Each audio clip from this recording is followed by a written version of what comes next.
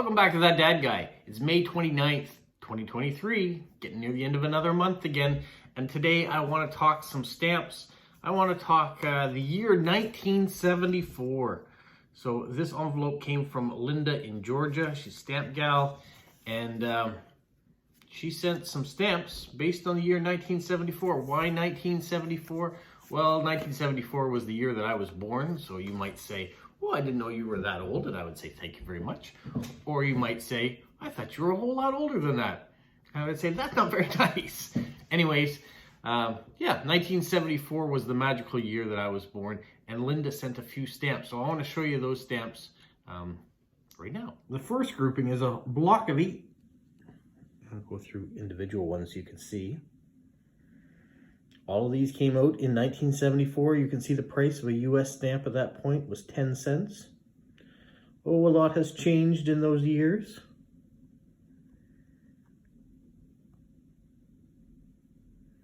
Did make me think of what else came out in 1974. What was the #1 movie in 1974? What was the book? What were people watching on TV that had them enthralled? Who was winning the World Series?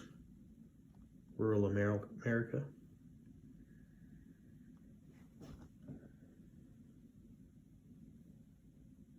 All those answers are easily Googled, so you could get the answers to those. I could Google them and tell you exactly what was coming out.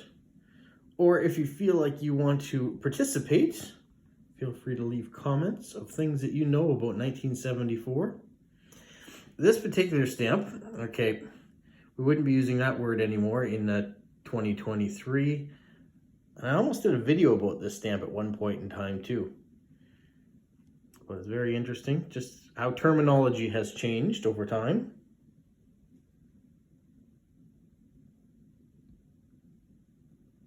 The first Kentucky settlement was in 1774, Fort Herod. Interesting. And the poet, Robert Frost. Preserve the environment. We were even worried about preserving the environment way back in 1974. We're still talking about it today. I guess we haven't solved the issue just yet. Thank you so much, Linda, for once again sending something on that I can show and maybe spark an idea for me, which it has. So I want to thank you, and for knowing that 1974 was my birth year. What I decided to do with the rest of this video is kind of give you a little glimpse of 1974 in different countries. So I showed you 1974 from a US perspective based on the stamps that Linda gave me, just a snapshot. Those are probably not all the stamps that came out in 1974. But I decided to go through my father's stamp collection, pull out a few different countries, focusing on the year 1974. And then I'm going to finish with a stamp I've already shown you, because I've shown you Canadian stamps in that year at one point in time. But I want to show you a stamp that really sticks out for me from 1974. Let's go to the first country. Luckily, when my father put his stamp collection together, he put the year at the top. So in 1974, if we were in Italy, you might have gotten some of these stamps.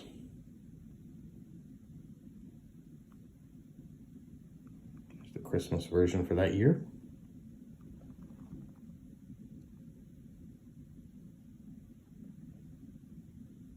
And because Dad was a world collector, he has a smattering of stamps for a few different countries in a few different years.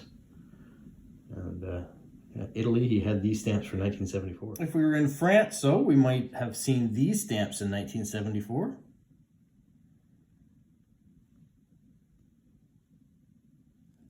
And you can let me know if there's a particular stamp of one of these countries that sticks out for you. Maybe it's already in your stamp collection. Maybe it's just one that you said, oh, I didn't know they had that, or that person, or that event depicted on a stamp.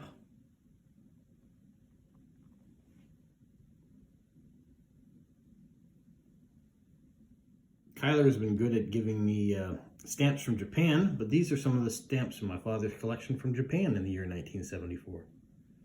And you can see underneath he's got the Scott catalog numbers. So there's lots of room for other stamps that are missing. 1183, the next one he had was 1198. That was his fun hobby. Just when he saw the stamp, he put it in the place. Some countries in 1974 don't exist anymore, like Czechoslovakia, which has been separated into two individual countries now. My father used to trade stamps with a gentleman in Czechoslovakia, and he used to get the envelopes would come in the mail, of course, and they would be all taped up on the back because they'd been checked over before they left the country, and presumably any stamps that he sent to him had the same thing, that were checked over before he received them. And then when life changed with the regimes in Czechoslovakia and the Berlin Wall and all that came down, and life in Eastern Europe changed, so did what he wrote in his letters, and they were no longer being checked anymore. 1974, Germany looked a little like this.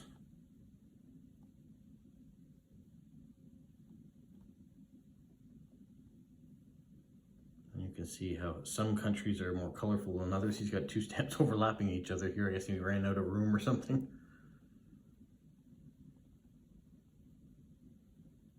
I like this one here with the mailboxes. That's cool. The last country I'll show you is Great Britain before we go to Canada again. You can see what was coming out in 1974.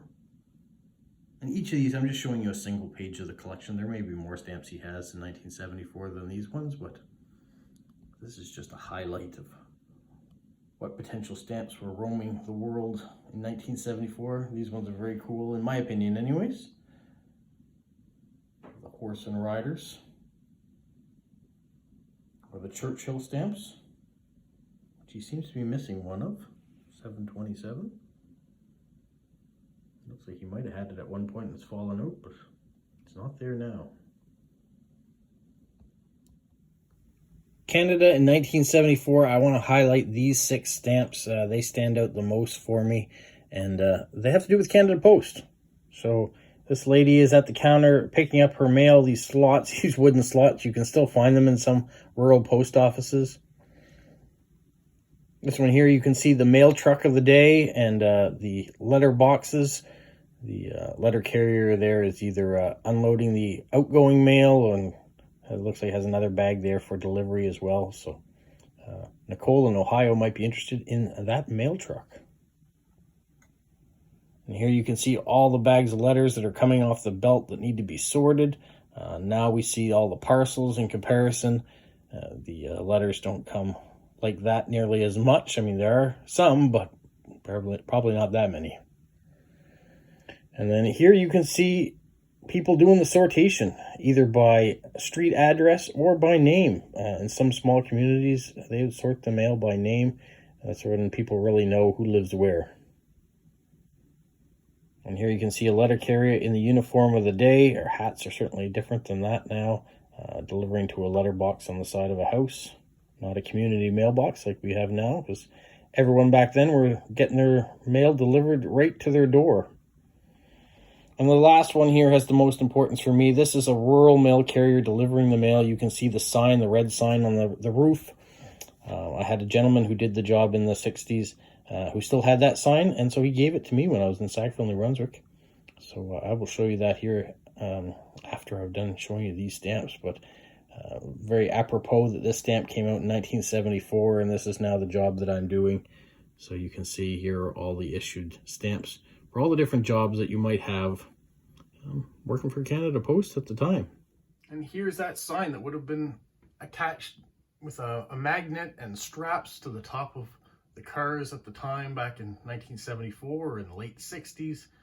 These would have been used. Now we have a flashing light and a plastic sign that's magnetic that goes on top of our roof of our vehicle that says that we work for Canada Post.